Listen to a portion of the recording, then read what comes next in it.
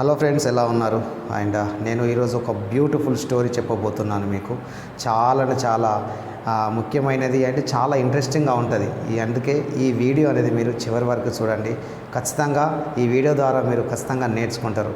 And చాలామంది కూడా జీవితంలో ఏదన్నా సమస్య రాగానే అయ్యో నాకు ఇలా జరిగింది ఏంటి అని చెప్పి చాలామంది బాధపడుతూ ఉంటారు.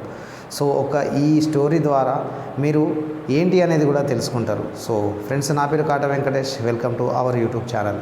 మీరు ఇప్పటివరకు సబ్స్క్రైబ్ చేసుకోకుంటే మన ఛానల్ని సబ్స్క్రైబ్ చేయండి అండ్ బెల్ ఐకాన్ కూడా ప్రెస్ చేయండి. మేము చేసే మోటివేషనల్ వీడియోస్ ఏదైనా కావచ్చు, చాలా ఇంట్రెస్టింగ్గా ఉంటాయి. అవి మీకు మీ లైఫ్కి అండ్ చాలా ఉపయోగపడుతూనే ఉంటాయి. సో ఇక స్టోరీలోకి వెళ్తే మాత్రం ఒక రాజా స్టోరీ ఇది.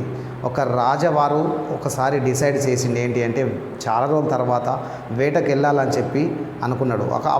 ఆ టైంలలో రాజులకు ఒక ఫ్యాషన్ ఉంటుంది, వేటకు వెళ్ళాలి అండ్ అని చెప్పి ఉంటుంది చాలామందికి. సో అట్లనే ఆ రాజుకి ఆలోచన వచ్చింది. వెంటనే మంత్రికి చెప్పేసిండు, మంత్రి మనం పలానా రోజు వేటకు వెళ్ళిద్దామని చెప్పగానే ఆ ఏర్పాట్లన్నీ మంత్రి చేసేసిండు. సో మంత్రి, రాజు అండ్ కొంతమంది ఒక ఇద్దరు బట్టలను తీసుకొని ఇంకా వేటకు అనేది వెళ్ళిపోయిన వాళ్ళు. సో అడవి చాలా దట్టమైన అడవి. సో అందులో ఇక వేట అనేది ఇక మొదలు పెట్టేసిండు రాజు. ఇంకా వేట అనేది చేస్తూ సో తన పని తను చేసుకుంటూ వెళ్ళిపోతున్నాడు. సో అట్లా వేట చేయంగా కాసేపటికి తర్వాత తనకేమైపోయిందంటే, తన వేలికి అనేది గాయమైపోతుంది. చాలా గాయమైపోయి రక్తం అనేది కారుతుంటుంది వేలికి. ఆ రక్తాన్ని చూసి ఆ రాజు అనేడు విలవిల్లాడిపోతూ అంటాడు, బాధపడుతూ అంటారు. వెంటనే బట్టలు పరిగెత్తుకుంటూ వచ్చి వాళ్ళకి ఏం చెప్పాలో అర్థం కాదు. బట్ అందరూ పరేషాన్లో ఉంటారు. అండ్ అదే సమయంలో మంత్రి గారు దగ్గరికి వచ్చి నవ్వుతూ మాట్లాడతాడు, రాజావారు బాధపడకండి, ఎందుకు బాధపడుతున్నారు, అండ్ ఏదైతే గాయమైందో అది మంచిగా అనుకోండి కదా అని చెప్పి నవ్వుతూ తనని అంటారు. అనగానే రాజవారు అనుకుంటారుగా, నేను ఇంత బాధపడుతున్నా, నాకు ఇంత నొప్పి అరుస్తుంది, తను వెటకారంగా ఏం కాదు అని చెప్పి మన మంచిగా అని చెప్పి నన్ను అంటాడా అని చెప్పి రాజవారికి చాలా కోపం వచ్చేసి వెంటనే అక్కడ ఉన్న బట్టలకు వెంటనే చెప్పేశాడు, ఈ మంత్రి గారు నాకు ఎదురు మాట్లాడిండు, నన్ను వెటకారంగా మాట్లాడిండు, ఇతనికి వెంటనే శిక్ష వేసేయండి, మన జైలు ఏదైతే ఉందో దాంట్లో బంధించేసి తనకు మరణ శిక్ష అనేది విధించండి అని చెప్పి వెంటనే ఆజ్ఞాపిస్తాడు. ఆజ్ఞాపించగానే మంత్రివారు ఇక చేసేది ఏం లేదు. అయినా కూడా మంత్రివారు అయ్యో నాకు ఈ శిక్ష వేయకండి రాజవారు అని చెప్పి కూడా తను అడగడు. అయినా అది గమనించి కూడా రాజవారికి ఇంకా చాలా కోపం వస్తుంది. అంటే నేను ఇలాంటి శిక్ష వేసినా కూడా తనలో చలనం అనేది లేదు, ఇటువంటికి శిక్ష పడాల్సిందే, అంటే ఇలాంటి వ్యక్తిని నేను మంత్రిని ఉంచుకున్నది, అంటే నా మీద కనీసం ప్రేమ కరుణ అనేది కూడా లేదు, నవ్వుతూ వెటకారంగా ఉంటుండే అని చెప్పి తనను వెంటనే తీసుకొని వెళ్ళమంటే అక్కడ ఉన్న భటులు ఏం చేస్తారు, ఆ మంత్రిని వెంటనే తీసుకొని వెళ్ళిపోగానే అప్పుడు రాజు ఒక్కడే ఉంటాడు కదా, ఏం చేస్తాడు, అక్కడ ఒక చెట్టు కింద కాసేపు సేద తీరి మెల్లగా రాజ్యానికి వెళ్దామని చెప్పి అక్కడే కూర్చొని చాలాసేపటి తర్వాత తనకు దాహం అనేది వేస్తుంది. సో తనకు దాహం అనేది వేస్తుంది, నీళ్లు తాగాలి కదా. సో అక్కడ బాగా చూసి ఏం చేస్తాడంటే, పక్కన ఒక నది ఉంటుంది కదా, ఆ నది చిన్న నది ఉంటుంది, అక్కడికి ఇక బయలుదేరుతాడు నీళ్లు తాగుదామని చెప్పి.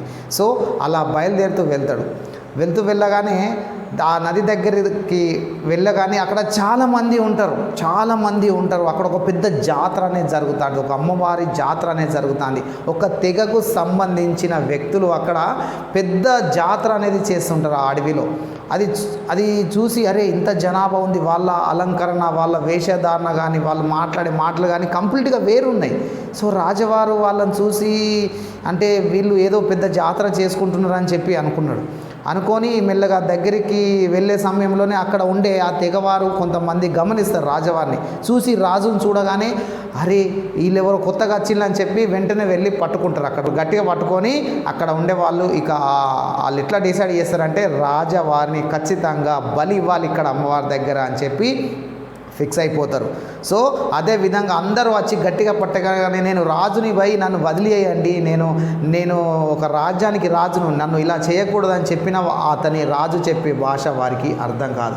తీసుకొని వెళ్ళి ఎక్కడైతే బలి ఇస్తారో ఆ ప్లేస్కు తీసుకొని వెళ్ళి అక్కడ నిలబెట్టి ఇక రెడీ అయిపోతుంది, ఇక బలి చేయడానికి సిద్ధమైపోతుంది. రాజు ఎంత చెప్పినా రాజు మాట వినకుండా వాళ్ళు సిద్ధమైపోతారు. ఆ క్షణంలోనే అందులో ఉండే ఒక పెద్ద మనిషి రాజు వారి యొక్క చేతిని చూస్తారు. ఒక రక్తం కారుతున్న చేతిని గమనిస్తాడు.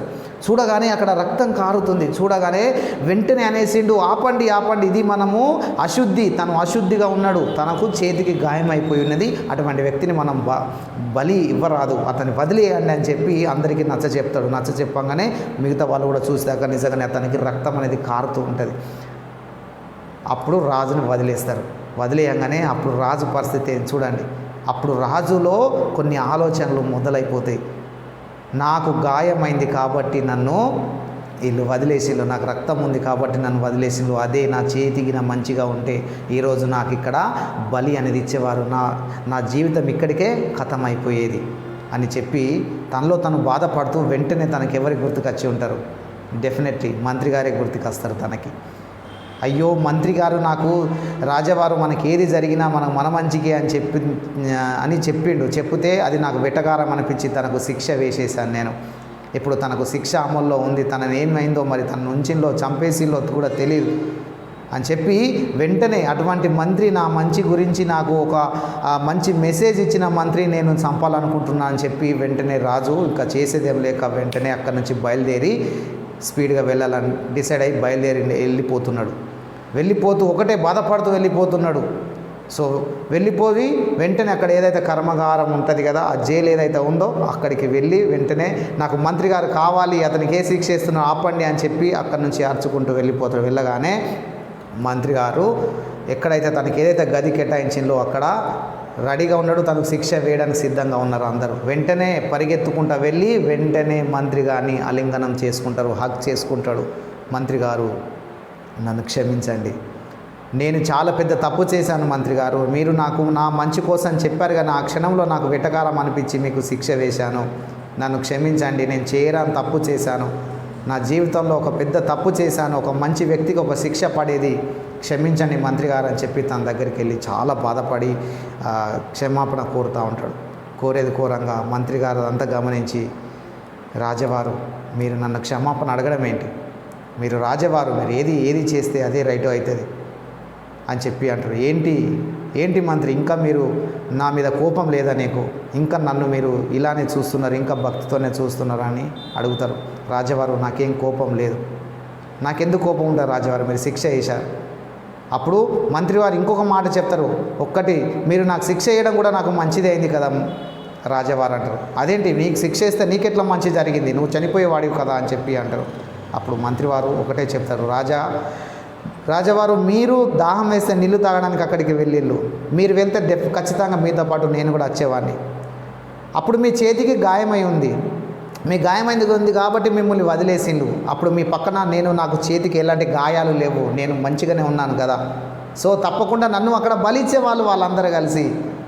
సో మీరు శిక్ష వేయడం వల్ల నాకు మంచి జరిగింది కదా రాజవారు, మీరు శిక్ష వేసింది కాబట్టి నేను జైలుకి వచ్చేసిన, మీరు నాకు శిక్ష వేయకుండా మీతో పాటు నన్ను ఉంచుకుంటే నేను ఆ బలి అనేది నాది అయిపోతుండే, నా జీవితం అక్కడికే ఖతం అయిపోతుండే. సో మీరు వేసింది కూడా నాకు చాలా మంచిగా జరిగింది అని చెప్పి అంటారు.